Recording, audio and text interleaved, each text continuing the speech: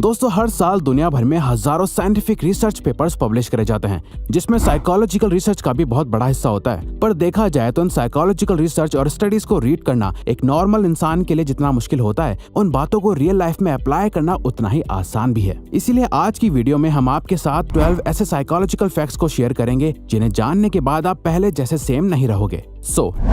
Number 1, music changes perception. हम सभी ये जानते हैं कि म्यूजिक हमारे मूड को चेंज करने का पावर रखता है। एक हाईली एनर्जेटिक सॉन्ग सुनकर आप मोटिवेटेड फील करोगे और वहीं एक सैड सॉन्ग आपको सैड और डिप्रेस्ड फील करा सकता है। आप किस टाइप का म्यूजिक सुनना पसंद करते हो, ये एक्चुअली में अफेक्ट करता है कि आप इस दुनिया को किस नजर से देखते हो। 2011 की एक स्टडी में लोगों को एक टास्क दिया गया, जहाँ उन्हें डिफरेंट म्यूजिक सुनते हुए एक पेपर पर हैप्पी और सैड फेसेस को टिक करना था। रिजल्ट ये देखा गया कि सैड म्यूजिक सुनते हुए ज्यादातर लोग सैड फेसेस को टिक कर रहे थे, वहीं हैप्पी म्यूजिक सुनते टाइम लोग हैप्पी फेसेस को चूज कर रहे थे, जिसे परसेप्चुअल एक्सपेक्टेशन का नाम दिया गया। जहां आप अपने कानों से कुछ सुनते हो तो आपका ब्रेन आपकी आंखों से सिमिलर चीजें देखने लगता है। इसीलिए एनर्जेटिक म्यूजिक वर्कआउट करते टाइम बहुत हेल्प करता है और सॉफ्ट म्यूजिक आपको फोकस करने में हेल्प करता है।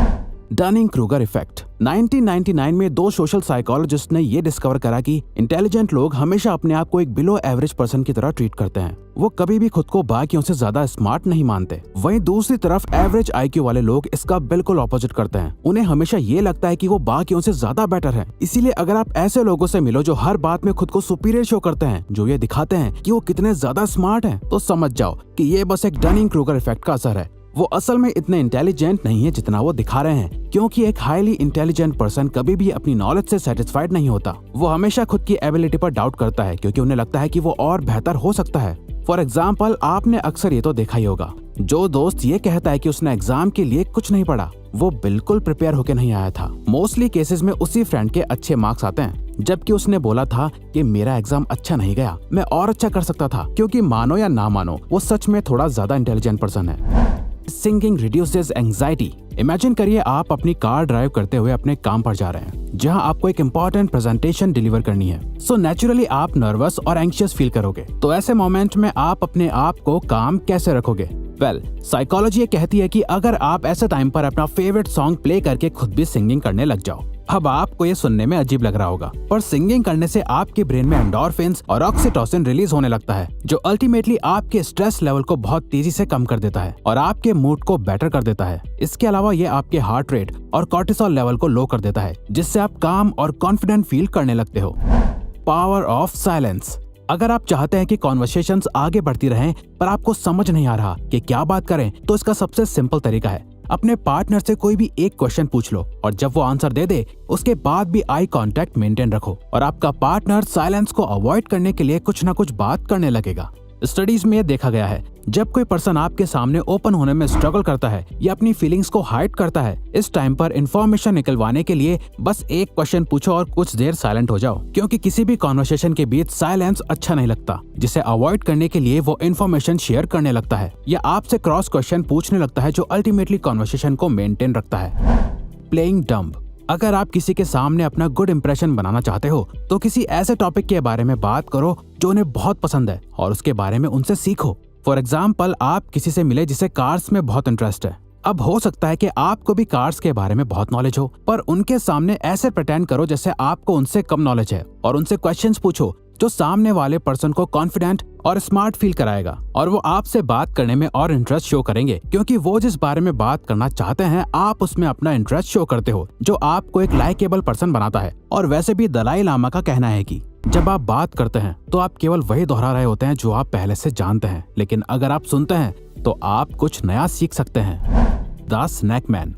अगर आप किसी ग्रुप में हैं या किसी एक पर्सन के साथ भी हैं जहां आप डिनर या लंच पर मिलने आए हो और आपको लगता है कि कोई कन्फ्लिक्ट क्रिएट होने वाला है, आपकी कॉन्वर्सेशन जैसे जा रही है, आप लोगों की लड़ाई हो सकती है, तो इस सिचुएशन को अवॉइड करने के लिए अपने सामने रखा खाना खाने लग जाओ, क्योंकि अकॉर्डिंग टू साइकोलॉजिस्ट्स ईटिंग एक कामिंग एक्टिविटी है। जब लोग कुछ खा रहे होते हैं तो बाकी लोग उस एनवायरनमेंट में कंफर्टेबल फील करते हैं। तो जब भी आपको लगे कि कोई बहुत ही अग्रेसिव हो रहा है या आप लोगों की बहस होने वाली है, तो उस पर्सन के पास जाके बैठ जाओ और उन्हें कुछ खाने को ऑफर करो। ऐसे टाइम पर एक सिंपल चॉकलेट भी आपकी रिलेशनशिप को बहुत हेल्प कर सकती है।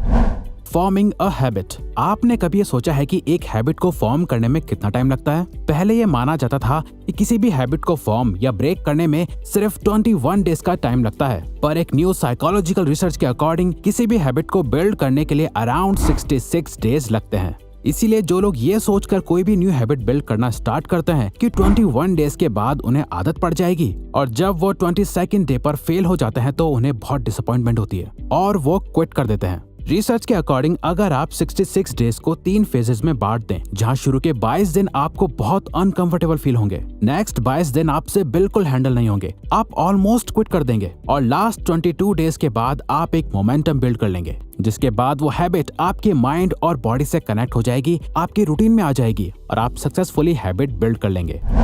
Call people bye their name. Psychologist कहते हैं कि हर पर्सन को अपना नाम सुनना सबसे फेवरेट साउंड लगता है, क्योंकि हम सभी के लिए अपना नाम बहुत इंपॉर्टेंट होता है। तो जब कोई आपके नाम को याद रखता है तो आप भी अपनी इंपॉर्टेंस फील करते हो। सिमिलरली आपने ये नोटिस करा होगा कि जब कोई आपका नाम भूल जाता है तो आप इंसल्टेड भी फील करते हो। इसीलिए किसी के सामने अपनी लाइकेबल प्रेजेंस बनाने के लिए इम्पोर्टेंट है कि कॉन्वर्सेशन में आप सामने वाले के नाम को यूज करते रहो, जो उन्हें इम्पोर्टेंस फील कराता रहेगा और वो आपके साथ और कंफर्टेबल फील करने लगेंगे।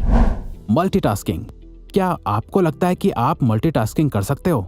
न्यूरो साइंस के अकॉर्डिंग हमारा ब्रेन एक टाइम पर सिर्फ एक ही चीज पर फोकस कर सकता है। कई बार जब आप 2 काम एक साथ कर रहे होते हो तो आपको ऐसा लगता होगा कि आप मल्टीटास्किंग कर रहे हो, पर रियल में आपका ब्रेन बहुत ही तेजी से उन दोनों कामों के बीच अपना फोकस शिफ्ट कर रहा होता है। हम चलते चलते एक दूसरे से बात करते हैं क्योंकि ये बिहेवियर्स ऑटोमेटिक और ऑटो पायलट मोड से होते हैं। वहीं ऐसे टास्क जिनमें बहुत फोकस करने की नीड होती है, वहाँ वो साइमल्टेनियसली काम नहीं कर सकता। फॉर एग्जाम्पल बुक रीड करते हुए टीवी देखना। अब यहाँ पे आपको लगेगा कि आप दोनों काम एक साथ कर रहे हो, पर रियल में एक टाइम पर आपका फोकस या तो रीडिंग करने पर है या टीवी देखने पर।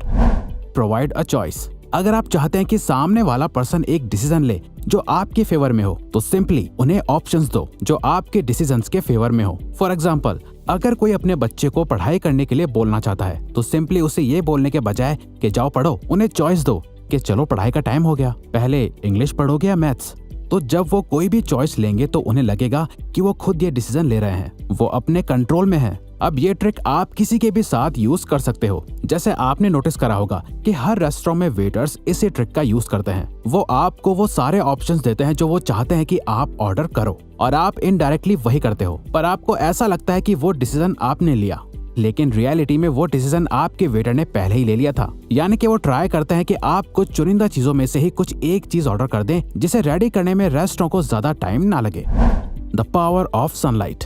दोस्तों, आपने भी नोटिस करा होगा कि पूरा दिन अपने घर या ऑफिस में बिताने के बाद जब आप बाहर निकलते हैं तो इंस्टेंटली आपका मूड बेटर हो जाता है, क्योंकि सनलाइट के बेनिफिट सिर्फ मेडिकल फील्ड्स में नहीं है जो सिर्फ आपकी बोन्स के लिए बेटर है, बल्कि कई रिसर्च में देखा गया है कि सनलाइट कई मूड डिसऑर्डर्स जैसे डिप्रेशन को भी प्रिवेंट करता है। सनलाइट से मिलने वाला विटामिन डी मूड स्टेबलाइजर की तरह एक्ट करता है और हमारे ब्रेन में प्लेजरेबल हार्मोन्स को रिलीज करता है। और ये देखा गया है कि जिन कंट्रीज में सनलाइट की रीच कम होती है, वहाँ के लोगों में डिप्रेशन के ज्यादा सिम्टम्स देखे जाते हैं। तो आपको बस दिन में 10 मिनट डायरेक्ट सनलाइट लेनी है, जो लिटरली आपकी लाइफ को चेंज कर देगा, और ये मॉर्निंग सनलाइट होगी तो और भी अच्छा। Mirror body language. अगर आप किसी से बात करते टाइम उनकी बॉडी लैंग्वेज या उनके कुछ बिहेवियर्स को कॉपी करने लग जाओ तो वो आपके साथ इंस्टेंट ट्रस्ट फॉर्म कर लेंगे। वो जैसे बात करते हैं, जैसे मूव करते हैं, अगर आप भी उनके कुछ एक्सप्रेशंस को मिरर करने लगो तो वो आपको और पसंद करने लगेंगे, क्योंकि वो आपसे और भी ज्यादा कंपैटिबल फील करेंगे। साइकोलॉजिस्ट इसे कैमेलियन इफेक्ट कहते हैं। फॉर एग्जाम्पल, किसी से बात करते टाइम ये नोटिस करो कि वो कौन से वर्ड सबसे ज्यादा यूज करते हैं, और आप भी बात करते टाइम उन वर्ड्स का यूज करने लग जाओ। इससे वो खुद को आपसे आइडेंटिफाइड कर पाएंगे, उन्हें लगेगा कि आप भी उन्हीं के जैसे हो, और वो आपकी कंपनी को एंजॉय करने लगेंगे। तो अगर आपको ये वीडियो अच्छी लगी तो वीडियो को लाइक और सब्सक्राइब बटन पर क्लिक करके इस चैनल को ग्रो करने में सपोर्ट करो, और बेल नोटिफिकेशन ऑन कर लीजिए ताकि आप आने वाली वीडियोस मिस ना कर पाओ। Thank you for watching.